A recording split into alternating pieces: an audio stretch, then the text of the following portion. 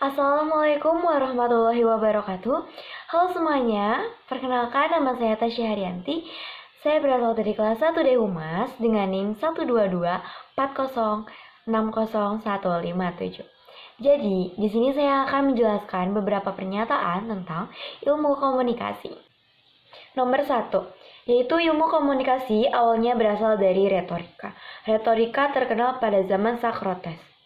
Nah, menurut perkembangannya, ilmu komunikasi itu dimulai pada abad kelima sebelum Masehi, dengan ditandai dengan berkembangnya istilah retorika. Jadi, retorika itu istilah atau sebutan untuk ilmu yang mengkaji proses pernyataan antar manusia di zaman Yunani kuno.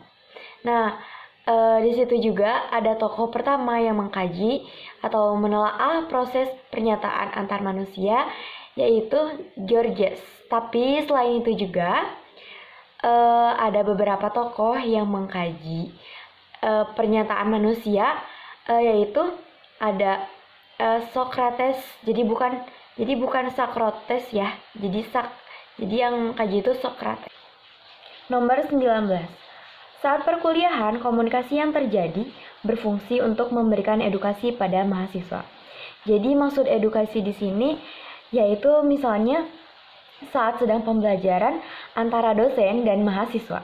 Jadi di sini dosen berperan untuk memberikan pengetahuan yang ia dapat dan dijelaskan kepada mahasiswa, sehingga pada itu juga dosen dan mahasiswa melakukan diskusi. Tapi selain itu juga edukasi di sini juga bisa dimaksud dengan mahasiswa itu mengikuti talkshow ataupun seminar yang diadakan oleh kampus.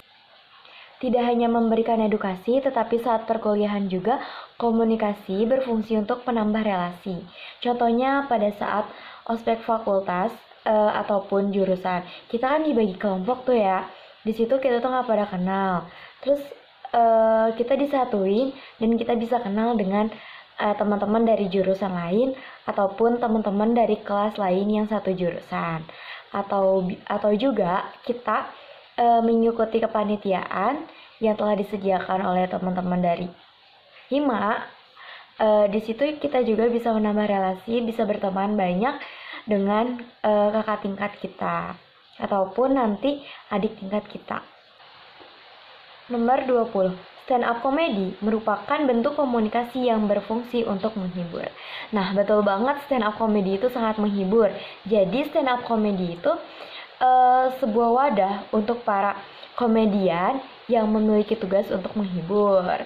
Jadi buat teman-teman yang udah lelah, merasa kayak udah capek, butuh healing atau butuh refresh, kalian tuh bisa banget nonton stand up comedy, karena sekarang itu stand up comedy itu udah kita bisa tonton di mana aja, ada di TV ataupun di YouTube dan yang lainnya.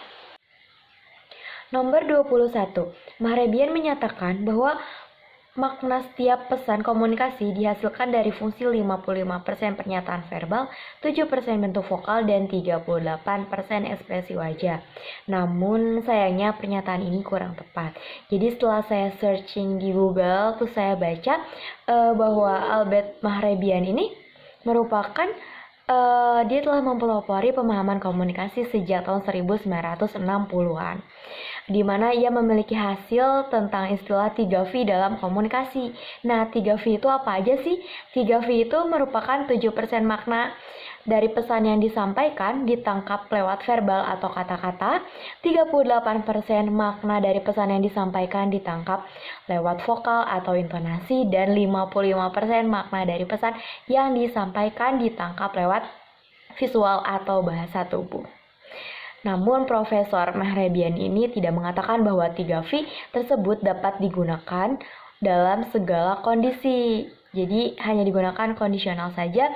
Ini akan berlaku dalam situasi di mana ada ketidaksesuaian antara kata dan ekspresi. Nomor 27. Kesamaan dalam hal-hal tertentu, misalnya agama, ras atau suku, bahasa, tingkat pendidikan, tingkat ekonomi, hobi, akan mendorong orang-orang untuk saling tertarik sehingga pada gilirannya menjadi dekat dan komunikasi mereka menjadi efektif. Nah, ini sangat benar ya. Jadi misalnya kalau kita lagi ngobrol sama yang memiliki hobinya sama kita itu akan ngobrolnya tuh enak, nyambung. Terus misalnya kalau kita punya kesamaan nih, kita sama-sama suka bola. Terus sekarang lagi FIFA World Cup kan, lagi Piala Dunia. Terus kita tuh ngobrol sama temen yang suka bola. Terus tadi malam yang menang apa sih? Argentina yang tadi malam menang. Oh iya tadi si Messi ngegolinnya berapa gitu kan, mereka jadi nyambung kayak gitu.